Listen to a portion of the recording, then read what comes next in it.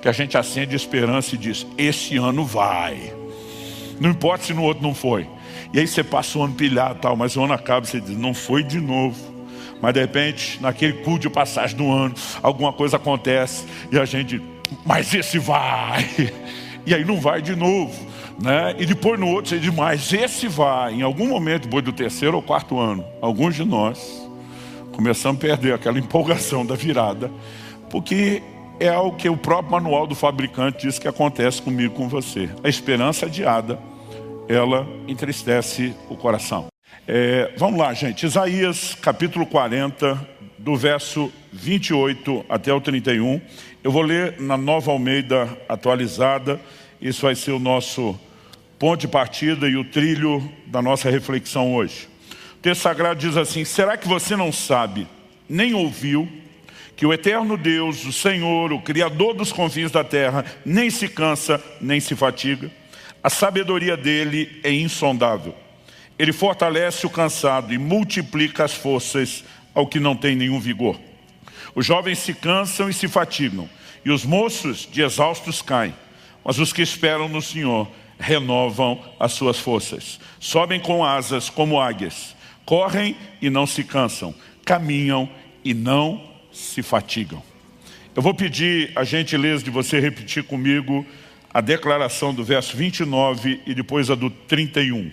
Se puder, me acompanha com gosto e vontade. Diga comigo, ele fortalece o cansado e multiplica as forças ao que não tem nenhum vigor. Agora o verso 31, diga, os que esperam no Senhor renovam as suas forças. Meu Deus, suplicamos que mais do que informação, o Senhor possa tocar as nossas vidas, que o sopro de vida do Teu Espírito Santo nos toque de uma forma especial. Que a Tua palavra, além de formação, produza não apenas a fé necessária, mas trabalhada e aplicada de forma personalizada pelo Teu Espírito, produza em nós correspondência. Nós oramos desde já agradecidos por aquilo que o Senhor fará, em nome do Senhor Jesus. Amém. Bom, o tema da minha mensagem hoje é renovando as forças. Eu quero chamar a sua atenção para o que não apenas é uma promessa de Deus, quando a Escritura diz, ele fortalece o cansado, multiplica as forças ao que não tem nenhum vigor. Quando a Bíblia diz que os que esperam no Senhor renovam as suas forças, como além de uma promessa, é a revelação do seu intento, do seu propósito, da sua vontade. Obviamente o texto está falando a respeito de algo sobrenatural. Quando a Bíblia fala que a força dos jovens chega ao fim, a ponto deles caírem de exaustão, mas os que esperam no Senhor renovam as suas forças, ao mencionar os jovens e aqueles de vocês que já como eu passaram aquela metade da vida, né, já não estão mais na fase da juventude, sabe a diferença de disposição física. Um dia desses, chamei meu filho para a gente malhar junto, e depois ele falou, pai, e aí, quer correr uns 10 quilômetros? Falei, tu tá maluco? Né? Falei, você acha que eu tenho esse pique, essa sua disposição de 23 anos? Mas mesmo a moçada, que está no auge do vigor e da disposição hormonal, chega um momento que eles descobrem que tem um limite. Mas a Bíblia está dizendo, os que esperam no Senhor vão além. Então a Bíblia não está falando nem só de força natural e nem tampouco só de algo no aspecto físico, mas está falando de uma manifestação sobrenatural. Eu quero chamar a sua atenção para algo. Nós vivemos um tempo, uma época na história da humanidade, onde a maioria de nós não chega a ter uma experiência de exaustão física, de esgotamento de forças e energias. E quando eu falo esgotamento, estou falando num sentido pleno. Por quê? Mesmo aqueles que trabalham, né, com esforço físico, nós temos hoje, né, na modernidade em que vivemos, ferramentas que auxiliam demais o trabalho.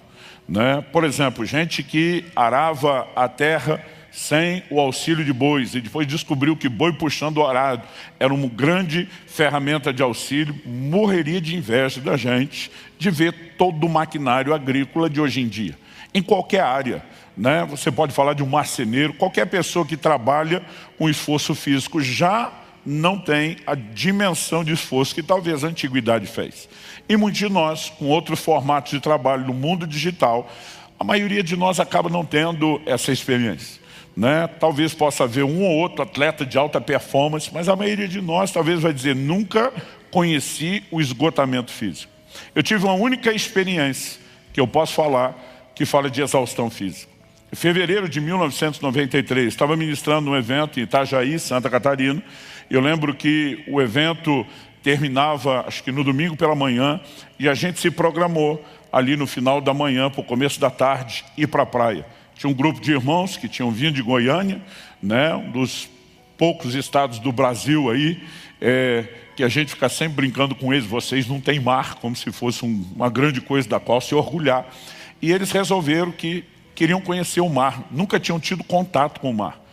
Quando nós chegamos, a praia estava toda sinalizada pelos bombeiros com bandeira vermelha, o mar estava de ressaca, mas apesar do perigo, eu falei para um irmão, um morador local que estava nos ajudando, falei, cara, essa turma nunca pisou na areia do mar, nunca viu o mar, nós temos que dar alguma coisa para eles. Ele falou, pastor, então vamos nesse lugar aqui. E aí quando nós entramos, estava mais ou menos assim, com água até só perto da cintura, porque ele estava preocupado. A gente não ficou 10, 15 minutos, ele falou para mim, pastor, eu conheço muito bem essa praia. Ele falou, do jeito que o mar começou a puxar, em 10, no máximo 15 minutos, essa turma não sai mais, mesmo quem sabe nadar. Eles não estão acostumados com isso. Eu acho melhor a gente mover esse grupo todo por precaução para aquele lado, deixar eles ainda mais no raso.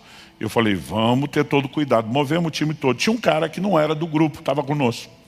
Mas ele não quis sair conosco. Estava inclusive com uma prancha de buddy-buddy. A gente pensou, esse é o único que não tem como afogar, está com a prancha. E saímos. Mas daqui a pouco, entre o barulho de uma onda e outra, eu estou ouvindo gritos. E eu olho na direção de onde nós saímos. Está um cara lá se debatendo. Eu não vi mais a tal da prancha, mas parecia ser o cara que não quis sair com a gente. E ele está desesperado pedindo por ajuda. Aquilo me deu um rompante que eu não conseguia pensar. Falei para a turma, estou indo buscar. Aquele morador falou, pastor, não vá. Já está difícil sair sozinho. O que dizer trazer alguém. O senhor não vai conseguir. Ele falou, eu vou chamar o bombeiro. Eu falei, então chama o bombeiro para tirar nós dois, que eu vou tentar trazer esse cara até onde der. Né? Eu não conseguia pensar naquela hora, mesmo não tendo a experiência dele. E eu fui nadando na direção do cara. Não me deu muito trabalho, porque dizem que o perigo nessa hora é que o cara no desespero agarra e você afoga os dois. Ele estava bêbado, mas pensa um cara bêbado. Eu só lembro de ter chegado assim perto, já sentindo o bafo, ele dizendo, agora vai morrer nós dois. Eu falei, está amarrado em nome de Jesus. E eu tentava nadar, trazer aquele cara de volta. E apesar dele não dar trabalho, ele também não ajudava muito. E eu não conseguia muita coisa. E de repente eu vi que minhas energias estavam se esvaindo, se acabando. E eu comecei a orar, falei, Senhor, não sei qual foi aquela manha do Pedro andar em cima d'água, mas eu preciso de ajuda, eu preciso de ajuda, eu preciso de ajuda. E de repente eu percebi que o mar puxava muito mais por baixo do que por cima. E me deu um insight. Cada onda que vinha, eu jogava ele por cima com a onda, nadava na direção dele. Desse jeito eu consegui trazer ele até a metade. Foi o tempo dos bombeiros entrarem e tirarem nós dois. Por quê? A hora que eles entraram, eu já estava no limite da exaustão. Para você ter ideia, né? Mesmo que ele tenha nos puxado até o raso, eu não conseguia do raso andar até a parte seca. Era um nível de exaustão que mal dava para segurar o joelho, né? Mal dava para levantar as mãos. Eu nunca experimentei isso na minha vida, nem antes nem depois. Os caras literalmente, do raso, tiveram que me carregar, me deixar na areia, até que eu conseguisse me recompor. Não estou falando apenas do fôlego, né? Mas realmente de um nível de exaustão profunda. A maioria de nós nunca viveu isso. Mas mesmo uma experiência como essa, você resolve com uma noite de sono, quando você tem um nível de exaustão muscular, talvez alguns dias de reparação do tecido muscular, mas o descanso resolve. Agora, quando a Bíblia está falando de Deus que dá força ao cansado, o foco, particularmente eu acredito que não tem a ver com a questão física, mas principalmente com o que eu quero denominar aqui de cansaço interior. Esse é o primeiro ponto que eu quero destacar. Existe um cansaço que é interior, não é exterior. Ele não é físico. Então, por exemplo, em Isaías no capítulo 35, nos versículos 3 e 4, a Bíblia diz, fortaleçam as mãos frouxas e firmem os joelhos vacilantes. Digam aos desalentados de coração, sejam fortes, não tenham medo. Eis aí está o Deus de vocês, a vingança vem, a retribuição de Deus, Ele vem para salvar vocês. Apesar de usar um exemplo de exaustão física, tipo aquele estado que eu estava de não conseguir sair da praia, joelho trôpego, mão frouxa, você mal consegue levantar os braços, não firma mais os joelhos. O texto na sequência diz, digam aos desalentados de coração. Ou seja, ele usa o exemplo de exaustão física, mas para falar de um cansaço interior. Além do texto de Isaías, nós temos declarações como a do profeta Jeremias. Em Jeremias 31, 25, falando da parte de Deus, o profeta diz assim, porque satisfarei a alma cansada e saciarei toda a alma desfalecida. Ele fala de uma alma cansada e de uma alma desfalecida. Ou seja, o cansaço de alma, um desfalecimento interior é o que está em questão. Essa linguagem também é usada no Novo Testamento. Em Mateus 11, 28, Jesus diz, venham a mim, todos vocês estão cansados e sobrecarregados, e eu os aliviarei. Que cansaço é esse? No verso 29, o seguinte, Jesus diz, tomem sobre vocês o meu jugo e aprendam de mim, porque eu sou manso e humilde de coração, e vocês acharão descanso para a sua alma. E diz, vem a mim o cansado, e ele vai encontrar descanso para a sua alma. Então ele está falando de um cansaço de alma interior. Em Hebreus, no capítulo 12, e no versículo 3, a Bíblia diz assim, para que não vos fatigueis, desmaiando em vossa alma. Essa expressão, ou a palavra empregada no original grego, traduzida como fatigueis, é a palavra kamno, ela significa tornar-se ou estar exausto. Está falando assim de fadiga no mais profundo nível. E depois, quando ele diz desmaiando em vossa alma, a expressão traduzida desmaiando, eclu, significa estar enfraquecido até exaustão, tornar-se fraco, estar cansado. Era usado também no sentido metafórico para falar de desanimar ou perder a esperança. Então fala de pessoas que podem chegar a esse ponto, né, de uma profunda exaustão da alma, cansaço interior. Acredito que há muitas razões pela qual isso que às vezes eu e você chamamos de desânimo, de desmotivação, de abatimento se manifeste. No contexto específico de Hebreus capítulo 12, que ele fala de não se fatigar desmaiando da alma, ele está falando da luta contra o pecado. Eu e você travamos batalhas com a nossa própria carnalidade. Mas nós olhamos outros desenhos nas Escrituras e podemos incluir, né, circunstâncias contra as quais estamos lutando e que geram desgaste. Mas nem sempre o cansaço tem a ver apenas com dificuldades que passamos, com coisas ruins que não aconteceram. Às vezes esse cansaço interior vem do fato de que as coisas boas que esperamos ainda não aconteceram. Mesmo que não seja necessariamente algo ruim acontecendo, a espera, o livro de Provérbios diz que a esperança adiada, ela entristece o coração. Eu brinco que o brasileiro, da maior parte dos povos do mundo, é o que mais tem a capacidade de se reinventar na virada do ano. Eu não sei o que a gente consegue resetar dentro da gente do dia 31 de dezembro, para o dia 1º de janeiro, que a gente acende esperança e diz, esse ano vai. Não importa se no outro não foi. E aí você passa o ano pilhado, tal, mas o ano acaba e você diz, não foi de novo.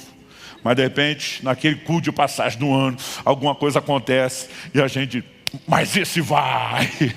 E aí não vai de novo, né? E depois no outro você diz, mas esse vai. Em algum momento, depois do 3º ou 4º ano, alguns de nós começamos a perder aquela empolgação da virada, porque é algo que o próprio manual do fabricante diz que acontece comigo, com você. A esperança adiada, ela entristece o coração. Mas o interessante é que a Bíblia não fala de um cansaço que vem só de coisas ruins, ou da falta da concretização de coisas boas, mas eu e você podemos nos cansar até mesmo com coisas que são extremamente positivas. Por exemplo, em Gálatas, no capítulo 6, no versículo 9, a Bíblia diz, e não nos cansemos de fazer o bem, porque no tempo certo faremos a colheita. Ele diz, se não desanimarmos. Então ele relaciona a ideia de cansar, de fazer o bem, com desânimo. Algo nos paralisa. Em algum momento você olha e diz, não sei se está dando resultado, se essa pessoa está recebendo como deveria, se está valendo a pena fazer o que eu faço. E a Bíblia não diria sobre não cansar de fazer o bem, se fazer o bem não cansasse.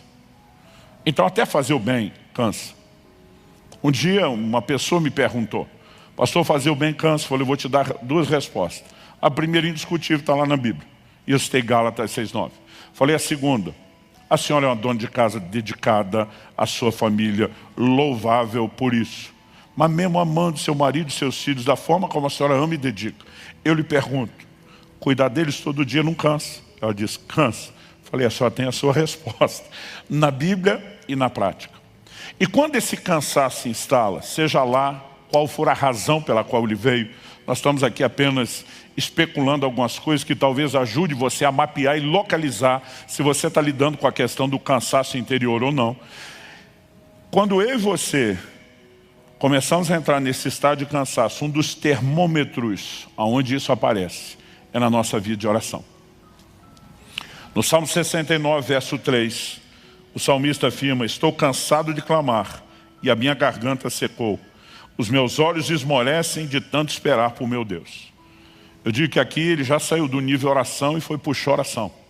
Né? É muito mais um lamento, é muito mais um desabafo do que qualquer outra coisa. Se isso não fosse verdade, de que o cansaço parece se manifestar e paralisar até a nossa vida de oração, porque em Lucas 18:1, a Bíblia diz que Jesus teria contado uma parábola sobre o dever de orar sempre e nunca desanimar. De alguma forma esse desânimo contagia a vida de oração e a gente começa a perceber não só a indisposição, talvez de fazer o bem, de lutar contra uma circunstância ou contra a questão do pecado, mas até mesmo de orar.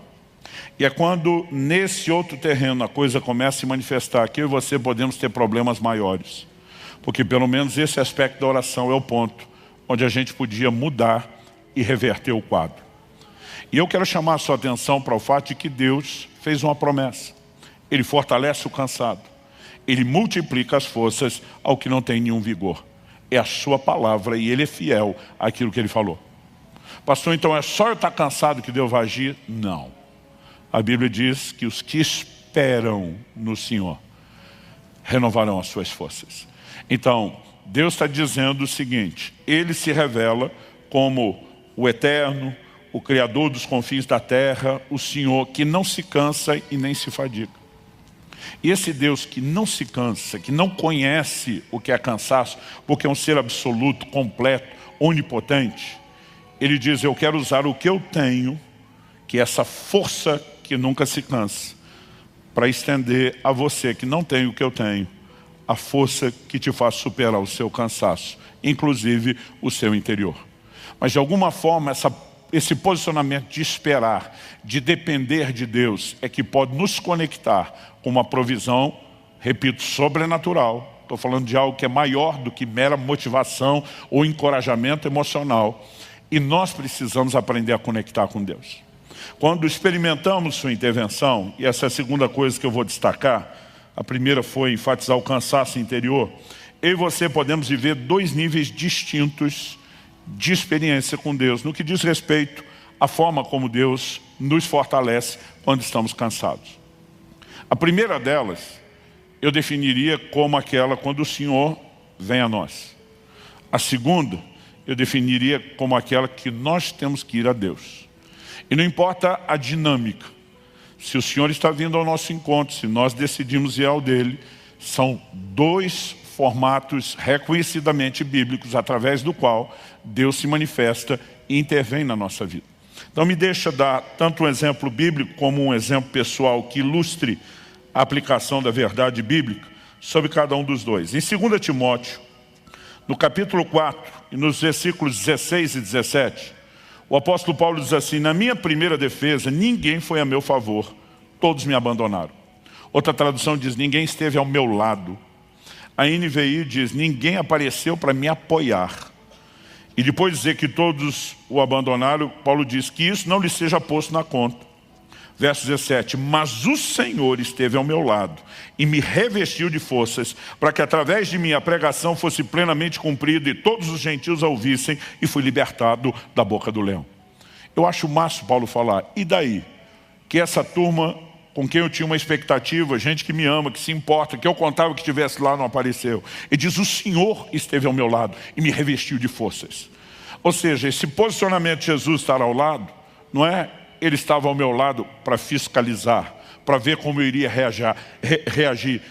Ele estava ao meu lado para intervir. Ele estava ao meu lado para me revestir de forças. E eu e você podemos ter experiências onde o Senhor vem nos socorrer no momento de necessidade, onde Ele se coloca ao nosso lado, Ele vem a nós para nos comunicar forças. E uma das primeiras experiências marcantes, pelo menos, que eu tive nesse sentido, eu estava no primeiro ano do meu ministério pastoral. Nós estamos falando, né, de 94, que eu comecei a pastorear em dezembro de 93. Antes disso, eu passei alguns anos viajando, pregando no ministério itinerante. E não bastou alguns... Não tinham passado muitos meses, bastou um pequeno período de tempo para que eu tivesse já que lidar com um grande desânimo. Foi uma somatória de circunstâncias. Lutas e desafios pessoais, né, que envolvia inclusive o recentemente ter deixado a casa dos pais, morar no estado e num lugar longe, numa época que a comunicação era complicadíssima e dificílima, né? Some-se a isso outros problemas e crises que eu mesmo vim enfrentando, os desafios de um ministério pastoral que era diferente de quem vivia no itinerante, só de conferência de avivamento em conferência de avivamento, agora ajudar os crentes a lidar com os problemas, você ter a realidade do dia a dia, de gente que você investe e não corresponde, aquilo tudo foi somando. E eu lembro de uma manhã que eu acordei para lá de desanimado. Eu lembro que uma das primeiras coisas que eu falei para Deus quando acordei foi a seguinte: falei, a tua palavra diz que o Senhor está conosco todos os dias até a consumação do século. E eu sei que a tua palavra é que é a verdade e não o meu sentimento. Mas deixa eu ser honesto com o Senhor a respeito de como eu estou me sentindo. Já aprendi há muito tempo a ser honesto com Deus. Até porque mesmo que você não seja, Ele sabe como você está, né? Então eu falei para Ele, a sensação que eu tenho é que o Senhor me jogou nessa cidade, trancou a porta por fora, engoliu a chave, se mandou e me largou aqui sozinho. E não tem nem como fugir daqui. E eu falei para Deus, o sentimento é de abandono. Falei, eu sei que isso não é verdade, mas eu não estou conseguindo alinhar a minha emoção com a verdade da palavra e quero ser honesto. Levantei, fui para uma reunião de oração que a gente tinha logo cedo. De lá comecei os atendimentos, né? Que tínhamos agendados aí o tempo todo, um pedaço do almoço, começo da tarde livre, fiz um monte de visita, voltei para os atendimentos, emendei para um culto à noite. Depois do culto, tínhamos uma situação difícil para resolver e eu gastei horas numa reunião de conciliação familiar. Eu lembro que eu cheguei em casa, era depois de 1h30 da manhã, antes de 2, mas jamais de 1h30. Cheguei tarde, cansado. Pelo menos aquele dia corrido me distraiu, não me deixou lembrar do sentimento. Mas eu lembro que a hora que eu estacionei o carro, estacionamento ficava atrás de um prédio que eu morava. A hora que eu desliguei o carro, eu percebi, no instante que eu desliguei o carro, que a luz que normalmente acendia automaticamente à noite ali no estacionamento, provavelmente estava queimada com algum problema, estava tudo muito escuro. Tão escuro a ponto, naquela época você não fechava carro no controle, era na chave, né? A ponto de eu ter dificuldade de localizar ali a fechadura para conseguir, enquanto naquela missão no escuro tentando fechar o carro com a chave, uma voz rouca e cavernosa ressoa atrás de mim. Você está cansado. Eu já ia virar repreendendo o Satanás.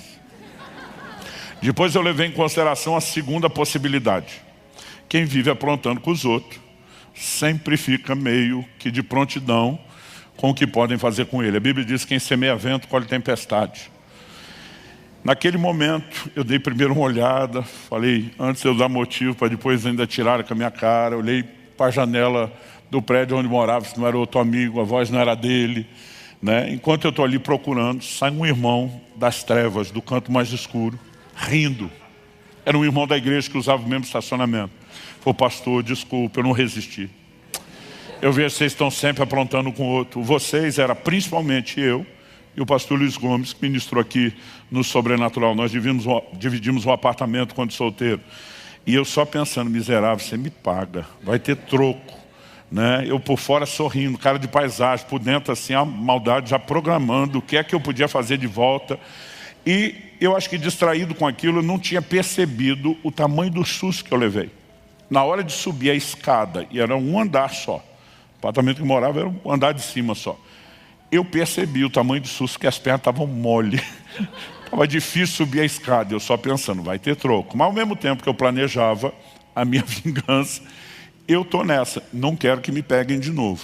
Então eu entrei com muito cuidado na casa, dei uma boa olhada, né? Eu lembro que quando passei vi a porta do quarto do Luiz fechada, pensei, já deve estar dormindo, mas por precaução, a hora que eu entrei, fechei a minha. Eu tinha um dispositivo de segurança, depois que eu trancava aquele quarto, ninguém entrava.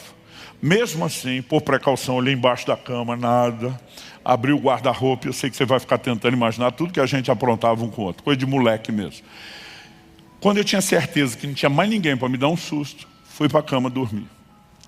E, gente, eu calculo que deve ter sido de 2 a 3 minutos só.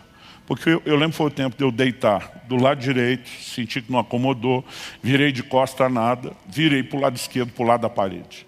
A hora que eu virei para o lado da parede, uma mão me pegou no ombro. Depois de toda aquela checagem, que não tem ninguém, sabendo que não tem ninguém como entrar. Aí alguém me perguntou outro dia, pastor, o senhor assustou? Falei, não, eu acho que não tinha mais adrenalina, tudo já tinha saído lá embaixo. Não tinha mais nem como assustar. Segundo, o toque não era hostil. Sabe tipo quando você encontra alguém que primeiro você dá uma batidinha no ombro, depois segura firme? O toque era gentil. E eu ouvi uma das vozes mais doces e belas da minha vida. E até hoje isso me emociona. A voz disse assim, você não está sozinho. E a hora que falou foi como se fosse um filme. Eu de manhã dizendo, o Senhor me largou nessa cidade, me abandonou, eu estou me sentindo sozinho. E naquele momento, eu não consigo te descrever o quão real era a presença do Senhor ao lado da cama. Tudo que eu consegui era chorar, cheio do Espírito, orar em outras línguas. Eu fiquei com muito medo, não era um medo ruim, é difícil explicar isso, mas era um temor, era uma coisa boa, mas um temor de olhar. Né? Eu gastei um tempo ali chorando, eu sentia que aquela presença continuava ali, eu criei muita coragem para dar uma espiadinha, não via ninguém ao lado da cama, mas eu sentia aquela presença tão forte, e eu não consigo te descrever o quanto aquele toque me turbinou. Até hoje, tem dias quando começa a bater o cansaço, e eu lembro da experiência, a lembrança já me dá outro gás, parece que eu agarrei no trifásico. Você não está sozinho. Essa talvez seja uma das minhas versões na vida pessoal, para dizer o que Paulo falou. O Senhor esteve ao meu lado, Ele me fortaleceu. Eu tenho certeza que aquele dia não era nenhum anjo do lado da cama, era o Senhor que estava ali me tocando, ministrando. Muitas vezes Ele virá ao nosso encontro, Ele vai comunicar algo que não tem explicação. Né? Não estou falando de alguém que me motivou, eu recebi uma descarga, aquilo tocou meu corpo, tocou minha alma, tocou meu espírito. Eu fui revestido de Deus de uma maneira sobrenatural. Isso, embora tenha sido extraordinário, me gerou uma expectativa que eu diria desequilibrada. Por quê? A partir daquele dia eu imaginava, sempre que estiver precisando, o gás vai vir desse jeito. Mas nunca rolou outra dessa. Na verdade, não demorou muito tempo para eu descobrir que esse não é o único formato de Deus nos fortalecer. Há momentos onde Ele vem a nós. Há momentos onde Ele espera que nós possamos ir a Ele. Em 1 Samuel, no capítulo 30, eu vou dar outro exemplo bíblico e depois, de novo, quero compartilhar um exemplo pessoal que ilustre a aplicação. 1 Samuel, capítulo 30, a Bíblia diz que Davi e os seus homens chegam em Ziclag, cidade dos filisteus, onde eles haviam se estabelecido enquanto fugiam de Saul. E a Bíblia diz que ao chegarem, descobriram a cidade destruída, queimada pelos amalequitas. Descobriram que mulheres e crianças tinham sido levadas cativos junto com todo o gado. A Bíblia diz que Davi e os seus homens, verso 4 diz assim, então Davi e o povo que estava com ele ergueram a voz e choraram, até não terem mais forças para chorar. Aqui, gente, não é que eles não tinham força para reagir, eles não tinham força para continuar chorando. Você consegue imaginar o nível de abatimento dessa turma? E a situação que parecia não poder piorar, deu sinais de que pioraria. Anos atrás eu ouvi uma frase que nunca saiu da minha cabeça. Foi uma pessoa dizendo, quando eu achei que tinha chegado no fundo do poço, descobri que o fundo do poço tinha porão, dava para piorar. O verso 6 diz assim, Davi ficou muito angustiado, não só pelo que aconteceu, a Bíblia diz, pois o povo falava de apedrejá-lo, porque todos estavam amargurados, cada um por causa de seus filhos e suas filhas. O texto diz assim, mas Davi se reanimou no Senhor seu Deus. A NVI traduziu, Davi, porém, fortaleceu-se no Senhor seu Deus. No momento em que não tinha força nem para chorar, a Bíblia não fala do Senhor se colocando ao lado de Davi, como fez com Paulo. Mas Davi naquele momento disse, se eu não correr para Deus, o que já está feio vai piorar. E a Bíblia diz que ele toma uma decisão, ele se fortaleceu no Senhor seu Deus. Ele não apenas encontra forças para lutar, a história mostra que ele consegue animar os seus homens, eles saem no encalço dos amalequitas, não apenas numa missão de vingança, eles resgatam tudo e todos que se perderam. A história termina com uma intervenção de Deus, mas foi necessário alguém decidir ir ao encontro do Senhor e dizer, eu vou encontrar forças para lutar. E essa segunda forma de Deus agir, a experiência que para mim ficou mais clara em termos da didática, do aprendizado, né, de que não só ela é importante, mas é um dos formatos que Deus usa, aconteceu no parto do Israel, nosso primeiro filho. Um tempo antes, um dia eu estava orando e o Espírito Santo falou comigo, né, ora e jejua, você vai experimentar uma grande batalha na hora do parto. E quando falo sobre jejum, principalmente, eu conto sobre isso. Eu passei 6 dias em jejum, orando, intercedendo pelo meu filho. E eu só encerrei o jejum quando eu tive um testemunho interior de vitória.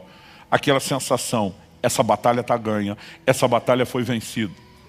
Mas Deus não me disse, ore e jejua para não ter a guerra na hora do parto.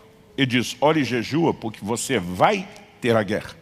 E quando veio aquele testemunho de venci, eu não entendi que quando a guerra chegasse ela estava ganha. Eu só entendi, não vai ter mais. Mas no dia do parto, ouvi a tal da complicação. Palavra dos próprios médicos estavam lá, meu filho só sobreviveu por um milagre.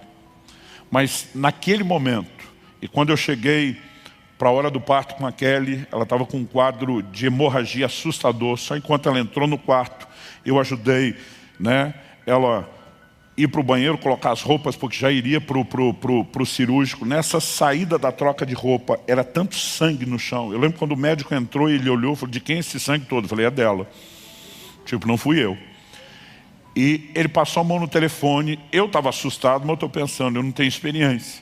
Mas ele era um dos médicos experientes da cidade, né? um grande obstetra. Quando ele viu aquilo, ele passou a mão no telefone na hora e disse, reúne a equipe inteira agora no cirúrgico. Eu lembro dele falando assim, emergência emergencial. E quando ele enfatizou que a emergência era emergencial, eu pensei, se ele está assustado, eu acho que eu devia estar mais. Eu tive que ajudar a botar aquele na maca, levá-la para o cirúrgico, né? E eles me pediram para esperar do lado de fora, porque eu tinha combinado que eu assistiria o parto, embora a maioria dos maridos não assiste o parto. Ele fica de costas para a cena do crime, e a mulher, além de dar luz à criança, tem que ficar consolando o marido. Vai dar tudo certo, meu amor, vai dar tudo certo. E os homens são dessa fibra enorme nessa hora. Mas naquele dia, e ele falou, aguarda lá, você só entra a hora que tiver tudo pronto aqui, finalmente nós vamos te chamar. E eu lembro que do lado de fora, eu nunca senti um desânimo e um abatimento tão grande. É quase como se eu acreditasse que eu tinha perdido a batalha. É quase como se eu entendesse, não, se isso aconteceu, eu não garanti nenhum resultado. Em vez de entender que naquele dia eu não evitei, mas eu ganhei a batalha, um desânimo se instalou que eu não consigo te definir. E foi naquele momento que eu estava esperando que alguma mão me tocasse no ombro. Que talvez pelo menos um anjo viesse do céu fazer um cafuné na minha cabeça, vai dar tudo certo, gordinho, fica firme aí, né? Nada disso rolou. A sensação que eu tinha é que Deus não estava por perto, que Ele não veio ao meu encontro, mas naquele momento, de alguma forma, eu senti o próprio Deus me provocando, que a semelhança de Davi, eu tinha que me fortalecer em Deus. E eu fiz uma escolha, eu vou entrar nesse lugar, eu vou buscar essas forças. E eu fui turbinado de uma forma sobrenatural. Eu não apenas consegui romper aquela apatia interior, algo acendeu dentro de mim quando eu tive aquele posicionamento de fé. Eu enlouqueci, eu tive um surto de fé. Foi uma coisa assim, além da minha capacidade de explicação. E ali eu me levantei, eu comecei a declarar a palavra de Deus, eu comecei a profetizar o milagre, a intervenção que aconteceria. Quando finalmente eles me chamaram para o centro cirúrgico, não foi minha mulher que teve segurado na minha mão e dizer, vai dar tudo certo. Eu entrei, segurei a mão dela, olhei bem no olho dela, falei para ela, falei, Kelly, presta atenção, vai dar tudo certo. Ela falou, eu sei. Falei, você acha que sabe? Quem sabe sou eu. E se você sabe, você não sabe o tanto que eu sei. Vai dar tudo certo, o Senhor está conosco. Eu virei um leão. E depois, quando simplesmente todo mundo estava dizendo o milagre aconteceu, a sensação depois, não antes, era: eu sabia. Adiante daquele posicionamento era: cadê você, Deus? Aonde o Senhor foi parar? Agora, o que eu entendi a partir daquela dinâmica, e vendo textos como esse que eu estou dando, que nem sempre a dinâmica de fortalecimento é a mesma. Há momentos onde a Bíblia, aliás, a maior parte do tempo, a Bíblia nos ordena ir ao Senhor. Não manda a gente esperar de forma passiva que Ele vem. Então me deixe ler alguns textos. Efésios capítulo 3, verso 16. Para que segundo a riqueza da sua glória vos conceda que sejais fortalecidos com poder mediante o seu espírito no homem interior. No mesmo lugar onde o cansaço se manifesta, do lado de dentro, interior, é onde o revestimento de poder quer se manifestar. Efésios 6,10 diz: quanto ao mais, sede fortalecidos no Senhor e na força do seu poder. A maior parte das versões traz isso no imperativo: fortalecei-vos no Senhor e na força do seu poder. É você que vai lá buscar as forças em Deus. Colossenses capítulo 1, verso 11. Sendo fortalecidos com todo o poder, segundo a força da sua glória. A verdade é que a maioria das circunstâncias, eu e você vamos descobrir que nós estamos numa espécie de batalha de improviso. A gente não se sente pronto para ela, nem em situações como a minha, quando Deus ainda avisou que haveria uma batalha. De alguma forma a gente parece criar uma fantasia e dizer: não vai ser bem assim. E a sensação muitas vezes que a gente é pego de surpresa, de improviso. Quando eu falo de improviso parece que você tem que lutar de uma forma para a qual você não sente que está preparado, né? E quando eu falo preparado, não é nem só treinado, você não parece não ter os recursos.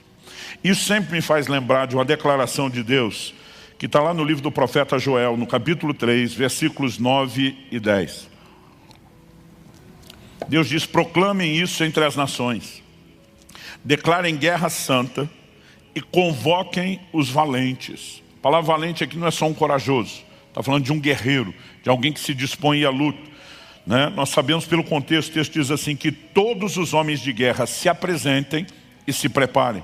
Transformem suas lâminas de arado em espadas e as suas foices em lanças.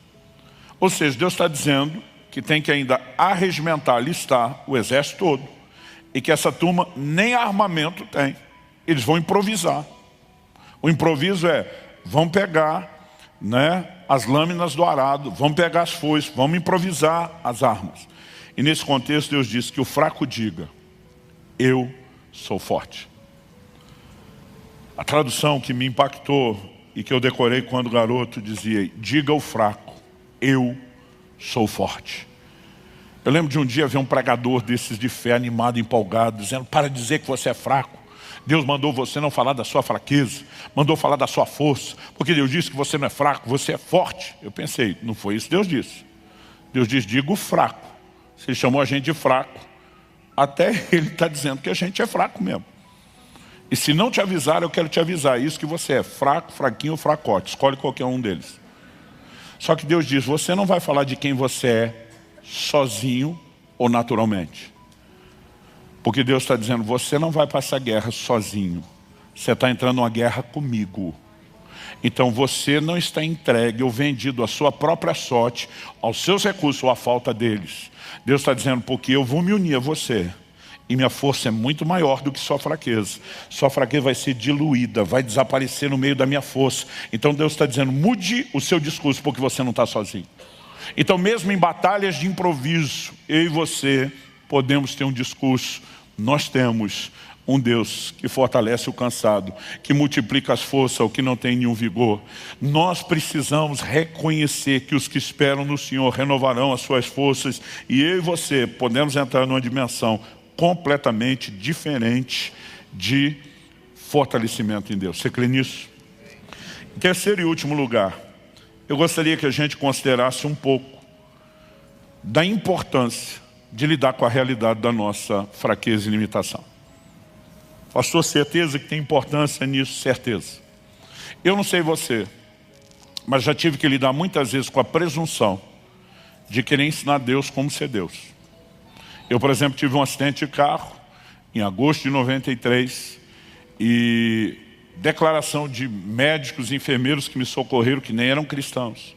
e dizia, teu santo é forte, alguém lá em cima vela por você, né? Me explicaram, olha, a pancada que você teve, nesse lugar que nós tivemos que fazer todas as suturas, que é o lugar do hematoma dos cortes, que é a região da fonte, uma pancada forte é fatal. Nós sabemos que a sua foi muito forte. Os resultados da tomografia são esse aqui, me apresentaram. Eles disseram, a gente não entende, honestamente, como você está vivo, como você não entrou em coma, com esse nível de traumatismo craniano e com essas evidências. Eu lembro que um dos enfermeiros dizia, nós tivemos que reconstruir mais de metade da sua pálpebra esquerda. Ele falou, não consigo imaginar o que quer que seja que rasgue isso. Eu imagino que foi o óculos na pancada. Ele falou, eu não consigo imaginar o que quer que tenha rasgado de tal forma a sua pálpebra, de qualquer ângulo que não tenha tocado seu globo ocular e vazado ele, você perdido a vista, né? Então todo mundo só falava de milagre, milagre, milagre. Eu lembro que eu falava para Deus, milagre por milagre, já que o Senhor vai fazer um, não podia ter arrumado o carro lá em cima na estrada, em vez de ele cair na ribanceira? Em vez de só ser grato por aquilo que ele tinha dado. Eu estava dizendo, o Senhor não podia ter feito melhor? Agora, será que só eu, que já tive esse tipo de dificuldade, ou alguns de vocês também tentaram ensinar Deus a ser Deus? Uma das coisas que me incomodava é dizer, Deus, o Senhor está aí, dizendo que você não se cansa, não se fatiga. Mas o Senhor nos fez de um jeito que a gente se cansa e fatiga. O Senhor não podia ter feito a gente mais parecido com o Senhor? Seres incansáveis, indesanimáveis. E eu lembro que numa época dessa que eu estava nessa presunção de tentar ensinar Deus a ser Deus, eu comecei a entender uma perspectiva bíblica que envolve outros aspectos. A minha e a sua fraqueza, ela precisa ser continuamente, para mim e para você, um lembrete da nossa insuficiência. Precisa gerar em mim e em você um senso de dependência da suficiência de Deus. Imagino que se eu e você fôssemos incansáveis e indesanimáveis, não demoraria muito tempo a gente ficar para lá de besta, orgulhoso, arrogante, presunçoso e virar as costas para Deus. Deus deseja partilhar o que Ele tem, o Deus que não se cansa, que não é vencido pelo cansaço, sim. Como? Não nos fazendo sem necessidade dEle, mas nos suprindo com a necessidade que nós temos dEle. Ele nos fortalece o tempo todo. E Ele sabe exatamente o que Ele fez e como fez. A perspectiva que a Bíblia aborda sobre essa questão das nossas fraquezas, normalmente é essa. Dá uma olhada comigo no que Paulo disse em 2 Coríntios, no capítulo 1, eu vou ler do versículo 8 até o versículo 10. O apóstolo diz assim, porque não queremos, irmãos, que vocês fiquem sem saber que tipo de tribulação nos sobreveio na província da Ásia. Foi algo acima das nossas forças, a ponto de perdermos a esperança até da própria vida. Uma tribulação acima, além das forças, a ponto do apóstolo, não estamos falando de um novo convertido imaturo, mas de um dos maiores gigantes da fé do Novo Testamento, desesperar da vida. Mas ele diz no verso 9, de fato tivemos em nós mesmos a sentença de morte, para que não confiássemos em nós mesmos. Observe essa frase, para que não confiássemos em nós mesmos, e sim no Deus, que ressuscita os mortos, o qual nos livrou e ainda livrará de tão grande morte. Nele temos esperado que ainda continuará a nos livrar. Paulo diz, nesse cenário de fraqueza, de muitas vezes desesperar, e diz, eu aprendi que não posso confiar em mim. Esse é um lembrete da minha insuficiência, da minha incapacidade. Isso gera em mim, diz Paulo, um senso de dependência daquele que é todo suficiente, daquele que é capaz. Quem está entendendo, diga amém. Na mesma segunda carta de Paulo aos Coríntios, no capítulo 12, nos versículos 9 e 10, depois de falar de uma situação específica pela qual ele orou e não viu uma intervenção de Deus, ele diz que o Senhor respondeu ao apóstolo da seguinte forma, então ele me disse, a minha graça é o que basta para você, porque o poder se aperfeiçoa na fraqueza. Outras traduções dizem, o meu poder se aperfeiçoa na fraqueza. De boa vontade, pois, mais me gloriarei nas fraquezas, para que sobre mim repouse o poder de Cristo. Por isso sinto prazer nas fraquezas, nos insultos, nas privações, nas perseguições, nas angústias por amor de Cristo. Porque quando sou fraco, então é que sou forte. Aqui nós temos um paradoxo, uma aparente contradição. Como quando eu sou fraco, é que eu sou forte? Paulo está dizendo, quando eu entro em contato com a realidade da minha limitação e da minha fraqueza, isso me desperta para tirar os olhos de mim, dos meus recursos, e colocar os olhos naquele que é a fonte de toda a força. Paulo diz, quem tem essa consciência, olha para a fraqueza como um lembrete de que há uma outra fonte de onde eu e você tiramos força. A gente entende que a graça dele, que é força capacitadora, nos basta, que o poder dele se aperfeiçoa na fraqueza. Em momentos quando eu e você temos que lidar com fraqueza, ele fala do contexto de coisas que geram desânimo. Ele diz, eu sei que sobre mim vai repousar o poder, haverá uma intervenção sobrenatural. Quem está entendendo, diga amém. Então, em momentos como esse, eu e você precisamos saber para onde correr.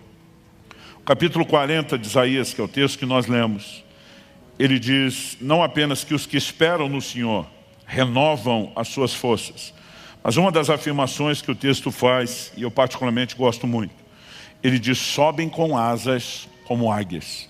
Depois ele vai dizer, correm e não se cansam, caminham e não se fatigam. Aqui tem o contraste dos jovens que se cansam, os moços que chegam à exaustão. E depois ele vai dizer, os que esperam no Senhor correm e não se cansam, caminham e não se fatigam. Mas no meio ele diz, sobem com asas como águias. Essa ilustração, para mim, ela é algo que me empolga e me empolga demais. Eu e você talvez possamos não perceber de imediato qual é a alegoria usada, porque no contexto aqui, né, da nossa fauna, da biologia, não só do continente, do país, da nação brasileira, mas pelo menos da época que nós vivemos, nós não temos acesso às águias. Mas vamos falar de outras aves que usam da mesma sabedoria. Porque está falando das águias que elas conseguem subir, né? Como normalmente as águias alcançam as maiores alturas. Você raramente vê ela batendo as asas, se esforçando. Ela normalmente abre as asas, não apenas para planar, mas ela pega as correntes de vento. Essa é a razão pela qual muitas vezes essas aves estão subindo, rodando em ciclos, porque elas pegam o lugar da corrente ascendente e elas usam uma força que não é delas para alçarem maiores alturas. Mas no contexto aqui do Brasil, a gente pode trocar a águia pelo urubu. Eu não sei porque todo mundo ri, o pobre do urubu nem de longe tem a mesma moral que a águia. Mas o princípio é o mesmo.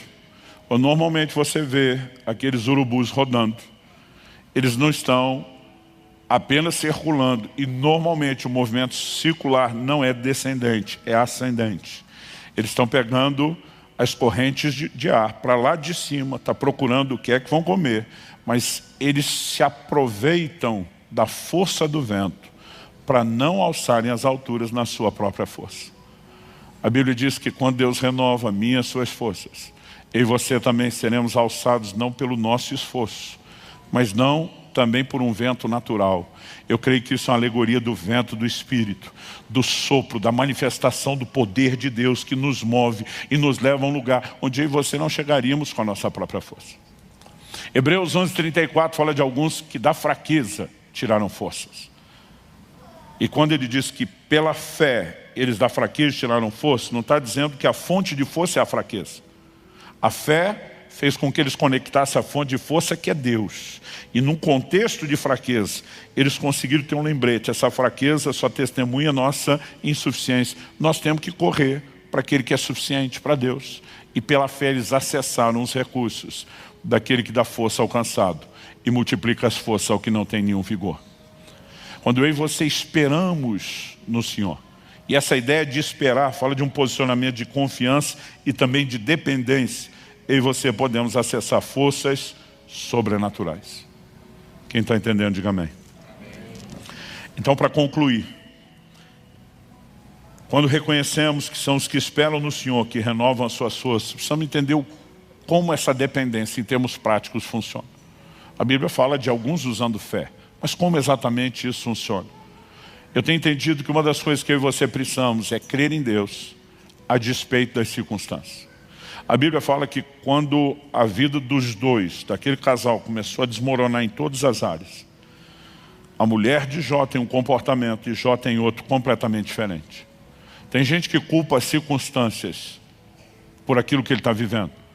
Mas a verdade é que diante das mesmas circunstâncias, pessoas que vivem exatamente no mesmo contexto podem ter reações muito diferentes. Um exemplo que frequentemente eu dou é que há duas formas de se lidar com a resistência do vento. Um avião usa a resistência do vento para alçar voo, para se projetar. Um carro de corrida usa a resistência do voo não com asa para subir, mas com aerofólio para colar no chão.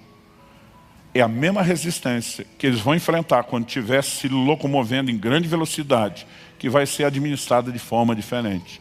Uns a usam para ficar colado no chão, outros a usam para subir. Enquanto a mulher de Jó decidiu ficar colado no chão e age de forma natural, dizendo para o seu marido, amaldiçoe seu Deus e morre. Qual foi a atitude de Jó? Jó 19:25, ele afirma, eu sei que o meu Redentor vive e que ele há de se levantar sobre a terra. Ele está olhando para aquelas circunstâncias terríveis, ele está dizendo, meu Deus não é definido pelo que eu enfrento, eu não vou reagir apenas emocionalmente ao que eu estou sentindo diante disso, eu vou crer em Deus, eu vou acessar os recursos divinos. E a história de Jó é mudada pelo seu posicionamento de fé. Porque se eu visse o conselho da mulher, para quem ele falou, você fala como uma louca, ele teria liquidado e acabado com tudo de vez. Eu e você precisamos aprender como reagir. Em momentos difíceis, nós vamos ter que acessar Deus. Seja um posicionamento de fé, seja usar os meios que nos conectam com a presença dEle. A Bíblia diz em Atos, no capítulo 16, que Paulo e Silas foram presos, passaram por um julgamento sumário, injusto, foram açoitados, estavam com os pés pendurados no tronco, ninguém tratou as feridas, a maioria dos crentes já estaria, no mínimo, murmurando, reclamando e falando para Deus de abandono. A Bíblia diz que lá pela meia-noite, esses dois não dormiam, não deixavam ninguém dormir. A Bíblia diz que eles oravam e cantavam louvores. Eu não sei exatamente qual foi essa dinâmica, mas eu fico tentando imaginar, uma vez que Tiago 5,13 dá uma instrução prática para os crentes aqui dos primeiros dias. Tiago diz assim, se alguém está aflito, ore. Se alguém de vocês está contente, cante louvores. Imagino Paulo e Silas conversando, e Paulo fala para Silas, estamos na prova. Silas diz, pois é. Ele diz, a aflição está pesada. Outro diz, verdade. Ele diz, bora orar. Que é isso que um aflito tem que fazer? Porque se a gente ficar alimentando a fraqueza, é ela que se fortalece. É estranho dizer que a fraqueza se fortalece. Mas se a gente se fortalecer, se alimentar daquele que nos dá força, o caminho é diferente. Eu imagino que os dois começaram a orar. Mas em algum momento, imagino um falando para o outro, mas nós não estamos só aflitos, nós também estamos felizes. O outro diz, é verdade, Deus está conosco mesmo nesse momento difícil. Nós ainda temos o privilégio de estar vivendo isso por causa do Evangelho. Bora adorar também, bora adorar também. Eu vi um pastor uma vez apresentar a teoria, eu ri muito, sabia que ele estava brincando, mas isso me fez lidar com a coisa de uma forma mais divertida. Ele disse que quando os dois começaram a cantar, isso explica porque houve o terremoto naquela cadeia. Porque a Bíblia diz que os céus são o trono do Senhor, mas que a terra é o estrado dos seus pés. Ele diz que à medida que aquele louvor foi subindo, Deus foi entrando no ritmo da música e começou a bater o pezinho dele. E à medida que ele foi batendo o pezinho no compasso da música, o pezinho ou pezão dele, que a terra é o estrado dos seus pés, começou a produzir aquele terremoto. A gente se divertiu com a brincadeira, mas a verdade é que quando eu e você decidimos nos conectar em Deus, e oração, adoração, toda a devoção ainda são meios para isso, nós podemos mudar completamente as circunstâncias. Podemos experimentar intervenções da parte de Deus. Quem está entendendo, diga amém. Mas algo que eu sempre digo para quem está vivendo um momento de cansaço, aprenda a receber, não só diretamente de Deus quando Ele te toca, não só diretamente de Deus quando você foi a Ele, como Paulo e Silas foram, mas muitas vezes, o mesmo Paulo vai falar de uma força e um socorro que Deus manifestou através de pessoas. E a gente precisa saber receber de Deus através de outros. E segundo aos Coríntios, no capítulo 7, nos versículos 5 e 6, particularmente eu creio que aqui Paulo está falando do que aconteceu lá em Filipos, quando eles foram presos. Ele diz, porque quando chegamos à Macedônia, e a cidade de Filipos era parte da Macedônia, não tivemos nenhum alívio. Pelo contrário, em tudo fomos atribulados. Lutas por fora, temores por dentro. Não bastasse o perrengue do lado de fora, ele diz, ainda tinha que lidar com os sentimentos, os temores do lado de dentro. Mas ele diz assim, porém Deus, que consola os abatidos. Diga comigo, Deus, que consola os abatidos. Então Paulo diz, porém Deus, aí ele lembra uma característica de Deus, que consola os abatidos, nos consolou com a vinda de Tito. Quantas vezes na minha caminhada eu tive momentos de encontrar mensageiros de Deus, não demorava para reconhecer. Não apenas porque às vezes algum desses vinha e tocava o dedo na ferida, no ponto que eu não tinha conversado, mas o que liberava da parte de Deus não era mera palavra de ânimo ou encorajamento, era aquele tipo de conversa que comunicava uma graça sobrenatural, havia um fortalecimento, um encorajamento. Eu não sei você, mas tem hora, não é só quando eu estou ouvindo uma pregação, tem hora que eu estou conversando com alguém e alguma coisa começa a acontecer dentro de mim, e a vontade que eu tenho de dizer, eu vou voar. Eu vou voar. Algum negócio acende, parece eletrificar a fé dentro de mim, né? Agora, há momentos onde Deus vai enviar alguém para nos abençoar. Mas você já parou para pensar, e muitos de nós já tivemos essa experiência, você já parou para pensar que em outros momentos, Deus quer usar você para fortalecer a outras pessoas? Isaías capítulo 50, verso 4 fala dessa outra dinâmica. Ele diz, o Senhor Deus me deu uma língua erudita para que eu saiba dizer boa palavra ao cansado.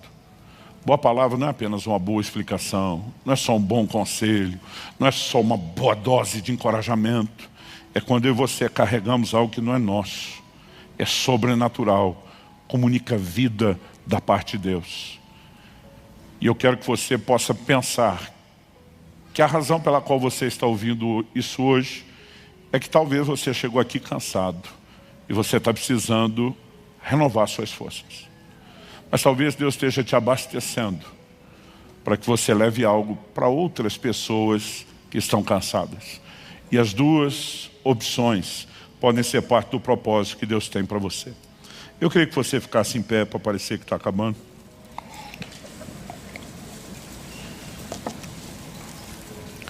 Eu quero ler um último versículo, que é o Salmo 31, verso 24, e nós vamos orar. O texto, muito alinhado com o que nós lemos em Isaías 40, diz, sede fortes e revigore-se o vosso coração, vós todos que esperais no Senhor. Quando o texto está dizendo sede fortes, que tipo de força ele está falando? Quando ele diz revigore-se o vosso coração, obviamente ele está falando da força interior, daquilo que faz superar o cansaço interior. Mas só o fato de eu estar cansado significa que Deus vai vir ao meu encontro? Não. A Bíblia diz que os que esperam no Senhor renovam as suas forças. É o meu posicionamento e o seu de dependência, de confiança em Deus, que atrai a intervenção dEle. Isaías 64:4, a Bíblia diz, porque desde a antiguidade não se ouviu, nem com os ouvidos se percebeu, nem com os olhos se viu, um Deus além de ti, que trabalha para aquele que nele espera. Há momentos onde eu e você chegamos para Deus e a gente simplesmente diz, estou abrindo falência, não tem mais nada o que fazer, só me resta esperar no Senhor, confiar no Senhor. E a Bíblia diz que Deus trabalha a favor daquele que nele espera. Ou seja, nós não apenas podemos ser fortalecidos, mas nós podemos ver Deus se mover. Esse fortalecimento é sobrenatural. Tem pessoas que vivem apenas de encorajamento humano, combustível emocional. Isso parece aqueles brinquedos de criança de antigamente, antes da época da pilha, que você tinha que dar corda. Alguém dessa época ou só eu? Ainda bem, obrigado. Aí você dava a corda, saía lá o brinquedinho, mas aí acabando a corda, ele ia diminuindo o movimento e parava. E se você quisesse vê-lo mexer, tinha que dar corda de novo. Tem gente que precisa que alguém dê corda nele todo dia. O que nós estamos falando é mais do que encorajamento emocional, e não estou dizendo que ele não tem a sua importância, mas nem de longe ele se compara com uma descarga do poder de Deus, com o vento do Espírito soprando debaixo das suas asas, te fazendo subir como águia. Aí a conversa é outra. Eu gostaria que nós tivéssemos alguns momentos, alguns minutos nesse momento final, onde nós pudéssemos orar não por protocolo de fim de reunião, mas onde a gente pudesse de fato se expor. Eu creio que você deve estar percebendo o que eu estou percebendo em todos os nossos 4 cultos. Há uma presença do Espírito de Deus nesse lugar. Há um toque divino à sua disposição. E nós podemos receber de Deus agora. Talvez você tenha a oportunidade de ter o Senhor vindo ao seu encontro e te tocando hoje. Talvez você tenha a oportunidade de entender, não, Ele está me chamando e quem vai a Ele sou eu. Talvez você precise ser fortalecido agora. Talvez Ele apenas esteja te preparando para algo que você vai enfrentar daqui a um tempo. Talvez Ele esteja te instruindo para te usar na vida de outras pessoas. Talvez seja a soma de tudo isso. Mas de qualquer forma, nenhum de nós tem uma desculpa a dizer, eu não preciso desse momento de oração. Eu quero que você não apenas peça, Espírito Santo, me ajude, me dirija na aplicação prática disso. Mas eu gostaria que você orasse, dizendo, Senhor, eu quero o toque do Teu Espírito na minha vida. Eu quero a manifestação do Teu poder na minha vida. E fale com Deus do seu jeito, da sua maneira. Eu pedi para você ficar em pé por hábito. Você ora como você achar melhor, em pé, sentado, de joelho. Mas eu quero que nos próximos minutos você ore. Eu vou fazer uma oração por você, mas eu não quero você prestando atenção na minha oração. Faça a sua. Espírito Santo, a palavra foi comunicada. E nessa hora, nós contamos com a ação do Senhor de uma forma única, singular, diferenciada. Vem sobre os meus irmãos e irmãs. Nós clamamos pelo Teu sopro de vida, aquele mesmo sopro registrado em Ezequiel no capítulo 37, que vivificou aquele vale de ossos secos e o transformou num grande exército. Pai, nós sabemos que o Senhor está arregimentando os seus soldados. Nós sabemos que o Senhor está levantando um exército que será vivificado pelo Teu Espírito. E eu oro por cada um neste lugar. Eu oro por cada um dos meus irmãos e irmãs. Eu oro pelo sopro do Teu Espírito. Que essas correntes de ar que no natural fazem com que a águia suba às alturas, que isso tenha o seu paralelo no sopro do Espírito, nos levando, ó Deus, a um lugar onde pelas nossas forças não chegaríamos. Nós oramos hoje que a mão do Senhor nos toque. Nós falamos a manifestação desses recursos sobrenaturais, daquilo que nos leva além do vigor dos jovens, além da força e da disposição física dos moços. Pai, nós oramos por esse santo combustível celestial. Mais do que encorajamento emocional, nós oramos por uma descarga de poder, nós oramos pela provisão do alto, nós oramos por renovação das forças, em nome de Jesus. Toca-nos, envolve-nos, permita-nos desfrutar não só do fortalecimento, mas da doçura da Tua presença. Nós clamamos em nome de Jesus, em nome de Jesus. Fale com Deus. Ore como se tudo dependesse desse momento de oração. Se exponha a Ele. Talvez seja um bom momento de ser honesto e falar do seu cansaço, da dor, do desânimo, da necessidade de ajuda de Deus. Talvez o Espírito Santo te faça lembrar de alguém que nem está aqui e que Ele queira que você se levante como um intercessor por essa pessoa. Mas simplesmente se deixe ser envolvido, ministrado, ou mesmo conduzido, liderado pelo Espírito Santo nessa hora e nesse processo. Faça isso em nome de Jesus. Confira esta outra linda pregação, que pode tocar seu coração e inspirar sua fé.